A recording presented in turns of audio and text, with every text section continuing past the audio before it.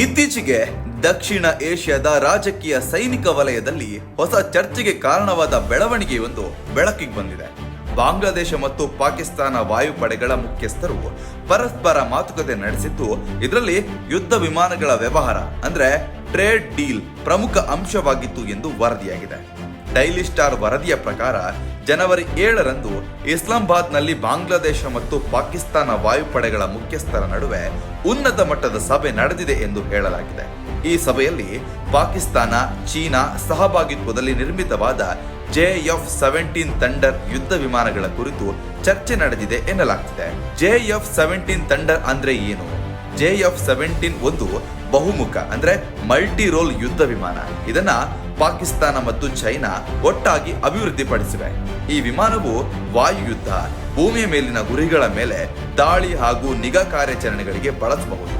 ಕಡಿಮೆ ವೆಚ್ಚ ಮತ್ತು ವೇಗದ ನಿರ್ವಹಣೆ ಇದಕ್ಕೆ ದೊಡ್ಡ ಪ್ಲಸ್ ಪಾಯಿಂಟ್. ಈ ಮಾತುಕತೆಯಲ್ಲಿ ಪಾಕಿಸ್ತಾನ ಬಾಂಗ್ಲಾದೇಶಕ್ಕೆ ಸೂಪರ್ ಮಸ್ತಕ್ ತರಬೇತಿ ವಿಮಾನವನ್ನ ತ್ವರಿತವಾಗಿ ಒದಗಿಸುವುದಾಗಿ ಮತ್ತು ಪೈಲಟ್ ತರಬೇತಿ, ತಾಂತ್ರಿಕ ನೆರವು ಮತ್ತು ದೀರ್ಘಕಾಲದ ಬೆಂಬಲ ವ್ಯವಸ್ಥೆ ನೀಡುವುದಾಗಿ ಭರವಸೆ ನೀಡಿದೆ. ಇದರಿಂದ ಬಾಂಗ್ಲಾದೇಶದ ವಾಯುಪಡೆಯ ತರಬೇತಿ ಸಾಮರ್ಥ್ಯ ಹೆಚ್ಚಾಗಲಿದೆ ಎಂದು ಅಂದಾಜು ಮಾಡಲಾಗಿದೆ. ಈ ಸೈನಿಕ ಮಾತುಕತೆಗಳ ಹಿಂದೆ ರಾಜಕೀಯ ಚಟುವಟಿಕೆಗಳು ಇವೆ.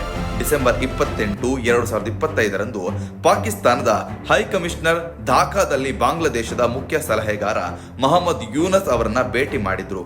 ಈ ವೇಳೆ ಬಾಂಗ್ಲಾದೇಶ ಪಾಕಿಸ್ತಾನ ಸಂಬಂಧ, ದ್ವಿಪಕ್ಷೀಯ ವ್ಯಾಪಾರ ಬಗ್ಗೆ ಚರ್ಚೆ ನಡೆದಿದೆ ಎಂದು ಹೇಳಲಾಗ್ತಿದೆ. ಈ ಎಲ್ಲ ಬೆಳವಣಿಗೆಗಳು ಇಂಡಿಯಾ ಮತ್ತು ಬಾಂಗ್ಲಾದೇಶ ನಡುವಿನ ಸಂಬಂಧಗಳು ಇತ್ತೀಚೆಗೆ ತಣ್ಣಗಾಗ್ತಿರುವ ಸಮಯದಲ್ಲಿ ನಡೆದಿದೆ. ದೀರ್ಘಕಾಲದ ಸ್ನೇಹಿತರಾಗಿದ್ದ ಭಾರತ, ಬಾಂಗ್ಲಾದೇಶ ಈಗ ಅತಿಯಾದ ಸಮೀಪವೂ ಅಲ್ಲ, ಅತಿಯಾದ ದೂರವೂ ಅಲ್ಲ ಎನ್ನುವಂತಹ ಹಂತದಲ್ಲಿದೆ ಎಂದು ವಿಶ್ಲೇಷಕರು ತಿಳಿಸಿದ್ದಾರೆ. ಬಾಂಗ್ಲಾದೇಶ ತನ್ನ ರಕ್ಷಣಾ ತಂತ್ರವನ್ನ ವೈವಿಧ್ಯಗೊಳಿಸಲು ಮುಂದಾಗಿದೆ. ಪಾಕಿಸ್ತಾನ ದಕ್ಷಿಣ ಏಷ್ಯಾದಲ್ಲಿ ತನ್ನ ಪ್ರಭಾವ ವಿಸ್ತರಿಸಲು ಯತ್ನಿಸುತ್ತಿದೆ. ಭಾರತಕ್ಕೆ ಇದು ತಂತ್ರಾತ್ಮಕವಾಗಿ ಗಮನಿಸಬೇಕಾದ ಬೆಳವಣಿಗೆಯಾಗಿದೆ. ಒಟ್ನಲ್ಲಿ ಈ JF-17 ಥಂಡರ್ ಮಾತುಕತೆ ಕೇವಲ ಯುದ್ಧ ವಿಮಾನಗಳ ವ್ಯವಹಾರ ಮಾತ್ರವಲ್ಲ, ಇದು ದಕ್ಷಿಣ ಏಷ್ಯಾದ ಬದಲಾಗ್ತಿರುವ ರಾಜಕೀಯ ಸೈನಿಕ ಸಮೀಕರಣಗಳ ಸೂಚನೆಯಾಗಿದೆ. ಮುಂದಿನ ದಿನಗಳಲ್ಲಿ ಈ ಮಾತುಕತೆಗಳು ಒಪ್ಪಂದವಾಗಿ ರೂಪುಗೊಳ್ಳುತ್ತದೆ ಎಂಬುದರ ಮೇಲೆ ಎಲ್ಲರ ಕಣ್ಣು ನೆಟ್ಟಿದೆ. ನಿಮ್ಮ ಪ್ರಕಾರ ಈ ಒಪ್ಪಂದ, ಈ ಬೆಳವಣಿಗೆಗಳು ಏನ್ ಅನಿಸ್ತಿದೆ ಅನ್ನೋದನ್ನ ದಯವಿಟ್ಟು ಕಮೆಂಟ್ ಮೂಲಕ ತಿಳಿಸಿ.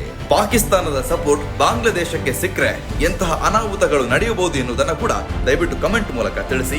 ಧನ್ಯವಾದಗಳು.